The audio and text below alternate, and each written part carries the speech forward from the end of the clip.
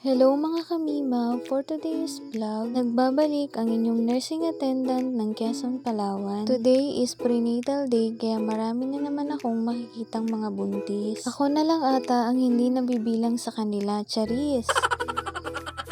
Siyempre, alam nyo na yan mga mima kung ano yung mga gagawin ko sa umaga bago mag-start ang OPD. Tinawag nga ako dyan ng kasama ko sa trabaho dahil may tinatanong nga siya sa akin. Aba naman, siyempre hindi natin pwedeng di sagutin yan. Wala nga akong masyadong video ngayon mga kamima, kaya kung ano man po yung nakikita nyo dyan ngayon, ayan lang talaga yung na-videohan ko. Dahil sa dami nga ng pasyente ngayon today, kaya hindi na talaga ako nakapag-video. Importante talaga sa akin mga mima na malinis ang OPD bago kami mag-start. Dahil dito nga pumapasok lahat ng pasyente na kinukonsultan nila doc. Sa dami ng mga pasyenteng pumapasok dito ay minsan iba-iba na din yung amoy ng room. Kaya lagi nyo nga makikita mga mima sa vlog ko na dito nagsisimula ang araw ko. Kapag day off ko naman ay sa bahay naman. 1 PM na nga ng mga oras na yan. Dahil half day lang ang prenatal kaya maraming nagpapacheck up sa hapon. Kaya tingnan nyo naman yung itsura ko dyan mga mima, halos hindi na maipinta dahil sa dami ng pasyente. Pero okay lang mga mima dahil masaya naman ako sa trabaho ko kahit araw-araw akong pagod. Yung pagod naman ay nawawala pero yung pagsisikap mo sa trabaho at sa buhay mo ay hindi mapapantayan ng kahit ano. Kaya maswerte naman ako mga mima dahil binigyan ako ni God ng ganitong trabaho. Proud ako sa sarili ko as long as na wala akong tinatapakan na ibang tao. Mas naging matatag pa nga ako dahil sa mga taong minaliit at tinapakan ako. Kaya nagsisikap ako mga mima para maipakita sa mga tao na yon na nagkamali sila. Kaya sa mga katulad ko po na nakakaranas ng ganito, ituloy mo lang ang pangarap mo at ipakita na kaya mo silang lagpasan ayon sa magandang paraan at pagsisikap. Hindi mo namamalayan, unti-unti mo na palang natutupad ang pangarap mo. Higit sa lahat mga mima, piliin natin ang maging mabuti sa kapwa natin habang tayo ay nabubuhay. Huwag natin pairalin ang inggit at galit dahil hindi yan nakakabuti para sa atin. Mas masarap mabuhay mga kamima kapag nasa mabuti ka. At always pray to God na lagi kanyang gabayan sa lahat ng bagay.